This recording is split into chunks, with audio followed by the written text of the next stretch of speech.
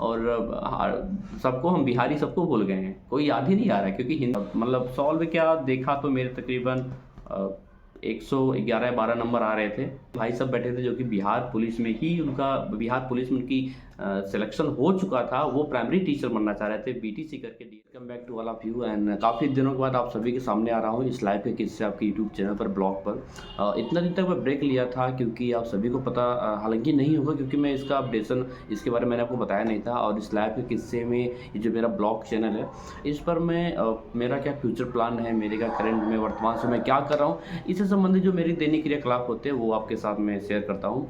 और बता दूँ मैं इतने दिनों तक ब्रेक क्यों लिया था, मैं कोई आपको वीडियोस नहीं आ रहे थे इस लाइव के किस्से चैनल पर, ब्लॉग पर, क्योंकि मैं ना जो बिहार में टीचर भर्ती आई थी मैंने उसमें फॉर्म अप्लाई किया था और जिसकी परीक्षा तो हुई, हालांकि 15 मार्च को परीक्षा तो उसकी हो गई, परंतु बताऊँ कि पेपर तो बहुत अच्छा गया था। हाँ, उसमें थोड़ा डिफ़िकल्ट है ना, जो हिंदी के प्रश्न थे ये उसका पेपर है, देख सकते हैं। और हालाँकि उसमें जो हिंदी के लैंग्वेज जो हिंदी का प्रश्न थे वो थोड़ा टिपिकल थे, ठीक है? परंतु उसके अलावा भी मैंने अच्छे नंबर, अच्छे मार्क्स गेन किए थे। हालाँकि उसका रिज़ल्ट भी नहीं आया और जिस दिन पेपर हुआ उसके पहले पेपर लीक हुआ और जिसके कारण बीपीएससी यानी कि बिहार लोक सेवा आयोग ने पेपर को कैंसल भी कर दिया। आप सबको पता होगा, जिन लोगों ने अप्लाई किया का फॉर्म भरा था जिन लोगों ने, और जिन्होंने परीक्षाएँ भी दी उनको सबको पता है कि फॉर्म ये भर्ती जो है बिल्कुल कैंसिल हो गई है।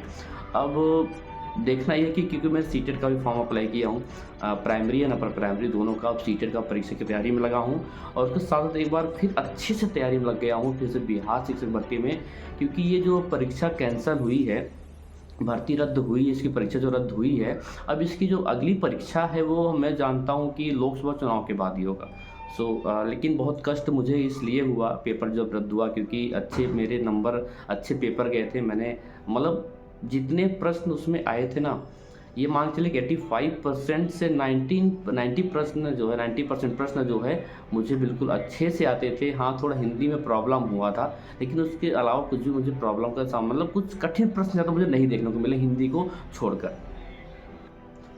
और मैं आप सबको बता दूं कि जो मेरा सेंटर था वो बिहार में कहाँ था। सो गाइस, जो मेरा सेंटर था ना वो बिहार का एक छपरा ज़िला है बिहार में, और छपरा जो जंक्शन है, रेलवे जंक्शन स्टेशन है, उससे तकरीबन 7 या 800 मीटर दूरी पर ही था एक कॉलेज था, उसी में मेरा सेंटर था और सेंटर नज़दीक था।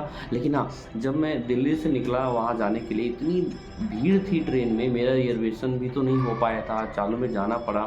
तो मैं क्या किया था, जो लेडीज़ बोगी होती है मैं उसमें जाकर बैठ गया था। मैं दिव्यांग की जो डिब्बे होते हैं ना, जनरल कोच होता है, मैं उसमें जाकर सफ़र करके पहुँचा था। लेकिन भीड़ इतनी तगड़ी थी और मैं सोचा था कि आज जा रहा हूँ, कल एग्ज़ाम है, परसों रिटर्न आ जाऊँगा, परंतु परसों भी वापस ना आ सका। हालाँकि मेरी वहाँ एक दीदी हैं, उनका जूनियर में हुआ है, ठीक है, जो पिछली बार भर्ती आई थी अभी बिहार में, तो उनका जूनियर हाई स्कूल में 6 to 8 वाले में उनका सिलेक्शन हुआ, चयन हुआ, तो उनका छपरा में पोस्टिंग भी उनकी हुई है।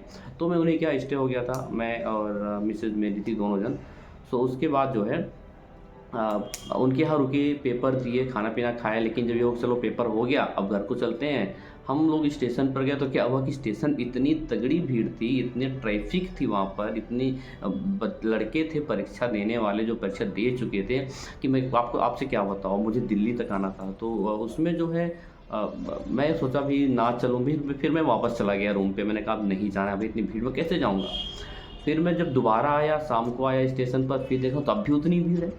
फिर मैं सोचा कि जो रेल का डिब्बा होता है ना, ट्रेन होती है, पीछे गार्ड होता है जो हरी झंडी दिखाते हैं, मैं सोचा एक बार उनसे जाकर बोलूं कि सर मुझे दिल्ली तक जाना है, लिवा चलोगे क्या। हालांकि मैं जनरल जो टिकट है वो मैं ले लिया हूँ और मैं उनके पास जाके खड़ा रहा, तकरीबन मैं 20 मिनट तक वो ट्रेन रुकी रही प्लेटफॉर्म पर 1 नंबर पे, और मैं वहाँ पर जाकर खड़ा भी रहा, परंतु मेरी हिम्मत नहीं हो सकी उनसे कहने के लिए कि सर मुझे भी ले चलोगे क्या, मुझे दिल्ली तक जाना है और ट्रेन बहुत ज़्यादा भीड़ है। मैं उनसे नहीं बोल पाया, मेरी हिम्मत नहीं पड़ी मैं उनसे बोल सकूं। फिर एट लास्ट वो ट्रेन चली गई और जो अगली ट्रेन आई 11:30 बजे, उस ट्रेन में जो, अच्छा उस समय भी मैं जो दिव्यांग का डिब्बा था उसमें बैठ कर आया, तो एक टीटी साहब आए और मेरे से बोले कि टिकट है क्या, विकलांग हो। तो मैं पता क्या था, मैं भी कम नहीं था, मैंने भी जो है पैर थोड़ा टेढ़ा करके खड़ा हो गया। मैंने कहा हाँ सर, पैर में प्रॉब्लम है, और टिकट जनरल का तो लिया ही था, मैंने उनको दिखा दिया। तो हम लोग जैसे तैसे करके दिल्ली तक पहुँचे थे और पेपर इतना अच्छा गया। लेकिन जब दिल्ली पहुँचे अगले दिन खबर आई पेपर लीक हो गया, और तभी से थोड़ा टेंशन हो गई कि ये पेपर लीक हुआ, इतना पैसा की तकरीबन 4 से 5 हज़ार रुपये भी खर्चे हो गए, खाने पीने से लेकर ट्रैवलिंग चार्ज से पूरा लोड पूरा लेकर है ना अच्छे से।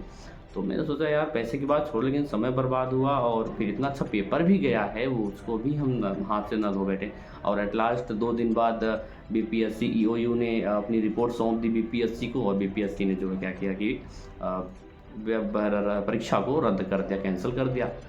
लेकिन कोई बात नहीं, फिर से अच्छी तैयारी करेंगे मंजिल को पाने के लिए। और लोकसभा चुनाव के बाद हालांकि अब ये कि हाँ 2 महीना पढ़ने का समय तो अच्छे से मिल गया है, अब क्योंकि ये परीक्षा 2 महीने के पहले तो होने वाली नहीं है, अब 2 महीने के बाद ही होगी।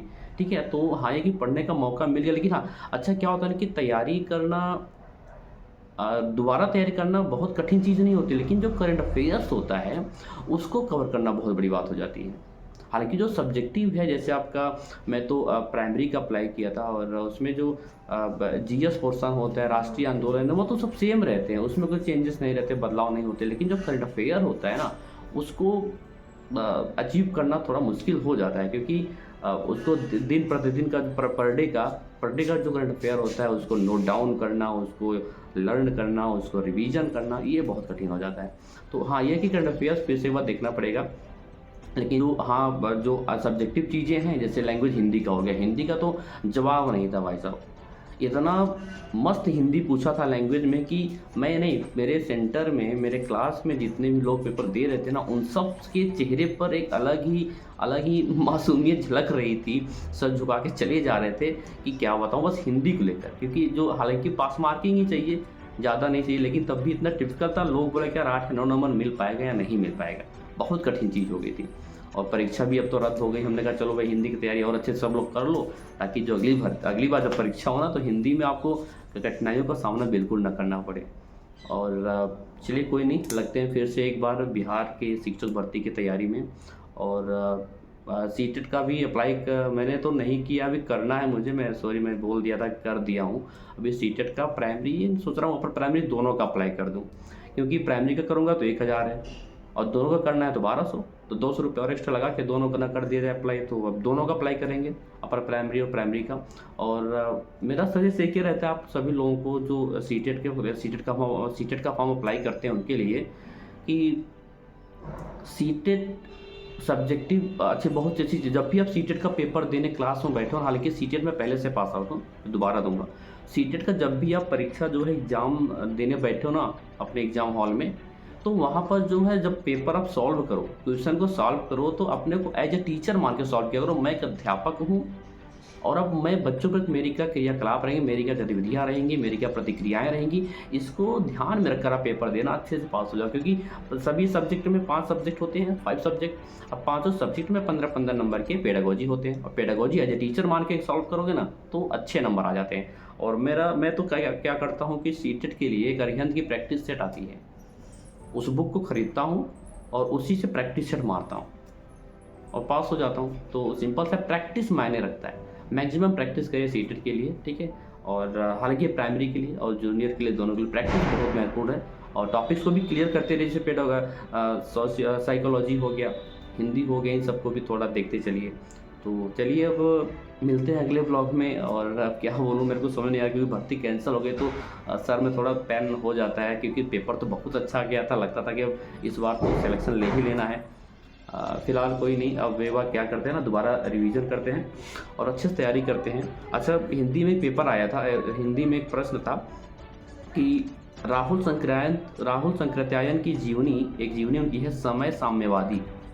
ये राहुल सांकृत्यायन की जीवनी है समय साम्यवादी, इसके लेखक कौन है? अब ये प्रश्न मेरे क्लास में जितने भी लोग बैठे थे, मेरे बगल एक भाई साहब बैठे थे जो कि बिहार पुलिस में उनकी सिलेक्शन हो चुका था, वो प्राइमरी टीचर बनना चाह रहे थे, बीटीसी करके डीएलएड करके आए थे। मैंने उनसे पूछा क्या आपको इसका आंसर पता है? तो मेरा चेहरा ऊपर से नीचे तक देखे, बोले, हमने कहा क्या हुआ? बोले यार हिंदी तो इतना अच्छा पूछ लिया है ना, कि इसमें से राहुल सांकृत्यायन छोड़ो, जयशंकर प्रसाद हिंदी इतना टॉप लेवल का पूछ लिया है कि लगता है कि हम भैया यूपीएससी या यूपीपीएससी या बीपीएससी का, बिहार बीसीएस का हम एग्ज़ाम दे रहे हैं। और एक प्रश्न ये था कि बाबू गुलाब राय की रचना, ये तो ईजी थी। अपभ्रंश और आदिकालीन हिंदी का बहुत ही प्रसिद्ध छंद है, कौन सा? इंद्रप्रस्थ दोहा वंशस्थ। अच्छा, बिहार जो टीचर भर्ती का पेपर होता है, इसके जो ऑप्शन होते हैं ना, वो बहुत ही लॉजिकल होते हैं, मतलब क्या क्रॉनिकल माइंड देखिए बीपीएससी का, बिहार लोक सेवा आयोग का, कि ऑप्शन भी ना 1 2 3 4 5 5 ऑप्शन देते हैं। 3 ऑप्शन तो ठीक ठाक रहेगा, लेकिन जो चौथा और पांचवा ऑप्शन होता है ना, वो इतना धांसू होता है कि लोग उसी में भौचक्के हो जाते हैं। जैसे कि डी ऑप्शन दे देगा उपरयुक्त में से एक से अधिक, और ई ऑप्शन देगा उपरयुक्त में से कोई नहीं। अब इसी में तुम लोग अपना ढूंढते रहो। अगर कंफ्यूजन है, आंसर नहीं पता है, तब तो नौका पार है, बेड़ा पार है, बंटाधार है, कुछ भी नहीं होने वाला। फिर तुक्का भी मार लोगे, क्या पता अगर ऑप्शन में दे दिया ऑफिशियल आंसर की में उपयुक्त में से एक से अधिक, तब भी कन्फ्यूज है, तब भी मतलब कुल मिला के वही होना है जो नेगेटिव मार्किंग कर लो या ना कर लो। इस तरह से नेगेटिव मार्किंग किए होते, लेकिन ऑप्शन तो सही होता, तब तो सही था। लेकिन इसमें से चौथा पांचवा ऑप्शन ऐसा दे देते हैं ना कि सबकी बैंड बज जाती है। मेरे क्लास में तो सबकी बैंड बजी, पूरे सेंटर में सबकी बैंड बजी। और जिन्होंने बिहार टीचर का पेपर दिया ना, वो डी और ई ऑप्शन को लेकर बहुत खुश रहे, क्योंकि उनको बिल्कुल नहीं भाया, उनको बिल्कुल नहीं अच्छा लगा। जो प्रश्न उनको नहीं आते थे वो तुक्का भी नहीं मार सकते थे। अब तुक्का मारे तो मारे कैसे? 3 ऑप्शन तो नाम का रहता है, चलो ठीक है भाई, समझ में आ रहा है। चौथा पांचवा ऑप्शन उपयुक्त में से एक से अधिक, पांचवा ऑप्शन इनमें से कोई नहीं। अब उसमें क्या किया जाए? तो ये बहुत सारी चीज़ें होती है। हालांकि अब अच्छे से तैयारी करी जाएगी दोबारा फिर से, और अगली बार जब परीक्षा होगी उसमें फिर कोशिश रहेगी कि अच्छे क्वेश्चन गेन किए जाए, अच्छे मार्क्स गेन किए जाए, प्राप्त किए जाएँ। तो हालांकि मैं प्राइवेट जॉब भी करता हूँ, और 8 घंटे की जॉब रहती है, सुबह 6 टू 2 बजे तक, यानी कि मॉर्निंग 6 से और दोपहर के 2 बजे तक जॉब करता हूँ। और जॉब के बाद जब भी आता हूँ फिर थोड़ा देख भी रही मुझे, बैठ के सामने से काफ़ी लोग देख रहे हैं कि क्या बोल रहा है तो जब जॉब करके आता हूँ ना, तो फिर पढ़ाई में लग जाता हूँ। फिर 10-11 बजे तक पढ़ाई होती है, जब भी टाइम मिल पाता है। फिर मार्केट भी जाना होता है, और हाँ, डेली पढ़ाई भी नहीं हो पाती, क्योंकि कभी जब ड्यूटी से आते हैं माइंड अपसेट रहता है, सर में दर्द रहता है, पेन रहता है, तो पेन किलर लेना पड़ता है, रेस्ट करना पड़ता है। और कभी कभी तो 12 घंटे की ड्यूटी करनी पड़ जाती है। प्राइवेट जॉब है तो करना ही पड़ेगा। एनीवे, ये तो सबके जीवन में उतार चढ़ाव आते रहते हैं, आप सबके जीवन में भी आते रहे होंगे। बस उससे हमें निपटना चाहिए, उससे हमें डरना नहीं चाहिए, हमें समस्याओं से भागना नहीं चाहिए। समस्या सबके पास है, किसी के पास कम है, किसी के पास ज़्यादा है, लेकिन कभी घबराना नहीं चाहिए, भागना नहीं चाहिए। समस्या का जो डट कर उसका जो है सामना करना चाहिए, बिल्कुल नहीं भागना चाहिए। चलिए फिलहाल मिलते हैं अगले ब्लॉग में एक फिर अपनी नई दैनिक क्रियाकलाप के साथ। हालांकि ये पेपर जो मैं था ना, ये पेपर को मैं सॉल्व कर रहा था, और मतलब सॉल्व क्या देखा तो मेरे तकरीबन 111-12 नंबर आ रहे थे, और अच्छे खासे। लेकिन अब देखना है कि पेपर तो रद्द है, तैयारी दोबारा करते हैं। Bye bye.